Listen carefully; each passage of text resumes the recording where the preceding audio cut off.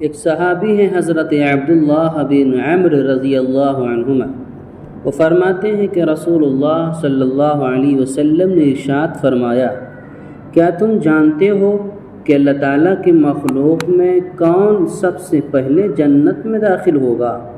صحابہ نے عرض کیا، اللہ تعالیٰ اور ان کے رسول ہی زیادہ جانتے ہیں۔ ارشاد فرمایا، سب سے پہلے جو لوگ جنت میں داخل ہوں گے وہ غریب اور نادار مہاجرین ہیں، جن کے ذریعہ سرحدوں کی حفاظت کی جاتی ہے، مشکل کاموں میں انہیں آگے رکھ کر ان کے ذریعے سے بچاؤ حاصل کیا جاتا ہے۔ ان میں سے جس کو موت آتی ہے اس کی حاجت اس کے سینے میں ہی رہ جاتی ہے اور وہ اسے پورا نہیں کر پاتا۔ اللہ تعالیٰ قیامت کے دن فرشتوں سے فرمائیں گے، ان کے پاس جا کر انہیں سلام کرو۔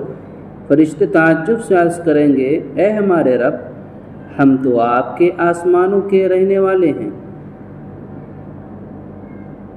اور آپ کے بہترین مخلوق ہیں، اس کے باوجود آپ ہمیں حکم فرما رہے ہیں کہ ہم ان کے پاس جا کر ان کو سلام کریں، اس کی کیا وجہ ہے؟ اللہ تعالیٰ فرمائیں گے، اس کی وجہ یہ ہے کہ یہ میرے ایسے بندے تھے جو میری عبادت کرتے تھے، میرے ساتھ کسی کو شریک نہیں ٹھہراتے تھے، اس کے ذریعہ سرحدوں کی حفاظت کی جاتی تھی، مشکل کاموں میں انہیں آگے رکھ کر ان کے ذریعے سے بچاؤ حاصل کیا جاتا تھا، اور ان میں سے جس کو موت آتی تھی اس کی حاجت اس کے سینے میں ہی رہ جاتی تھی، وہ اسے پورا نہیں کر پاتا تھا۔ چنانچہ اس وقت فرشتے ان کے پاس ہر دروازے سے یوں کہتے ہوئے آئیں گے کہ تمہارے صبر کرنے کی وجہ سے تم پر سلامتی ہو، اس جہاں میں تمہارا انجام کیا ہی اچھا ہے۔